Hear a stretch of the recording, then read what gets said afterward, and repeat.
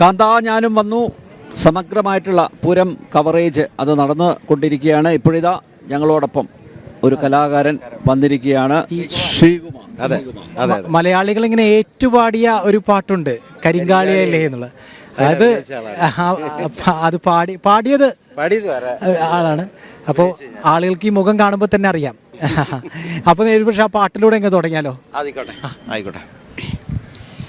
കരിങ്കാളിയല്ലേ കൊടുങ്ങല്ലൂര് വാഴണ പെണ്ണാള്, കൊടുവാളെടുത്ത് ചുടുതാരി കച്ചോരയിൽ നീരാട്, എരിവറ്റിയ വറ്റമുളകോ പെണ്ണെ നിൻ മനസ്സ്, ജട കെട്ടിയ കാർമുടിക്കെന്തിനി മുല്ലപ്പൂ മലര്, കല്ലിത്തുള്ളിയ കാളിതൻ കാലിൽ തങ്കപ്പൊൻചിലമ്പ്, തുടി കൊട്ടിയ പാണന്റെ പാട്ടിൽ അമ്മേ നീ അടങ്ങ്, ഇതുപോലൊരു പെൺമകൾ വേണം, ഇതുപോലൊരു പെൺമണി വേണം, മകളായവൾ വന്നിറങ്ങേണം, നെറികേടുകൾ വെട്ടിയരിഞ്ഞവൾ ആടിത്തെളിയേണം, നെടുനായകിയായവൾ നാടിന് കൺമണിയാകേണം.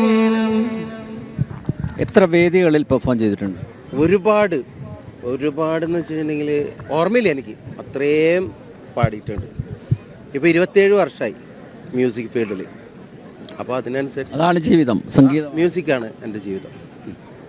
ഈ ആൽബം ഹിറ്റായതിനു ശേഷം ഉണ്ടായ മാറ്റങ്ങൾ എന്തൊക്കെയാണ്? ആൽബം ഹിറ്റായത് നമ്മൾ പറയില്ലേ, എന്നെ ഞാനാക്കിയത് കരിങ്കാളി എന്ന് പറയുന്ന ഒരു ആൽബം തന്നെയാണ്. അതിനുശേഷം ഒത്തിരി നമ്മൾ സാധാരണയിലും വിട്ട് കുറേയും കൂടി നമുക്ക് പ്രോഗ്രാംസുകൾ പുറത്ത് എല്ലാം നമുക്ക് പ്രോഗ്രാമിന് പോകാൻ പറ്റി.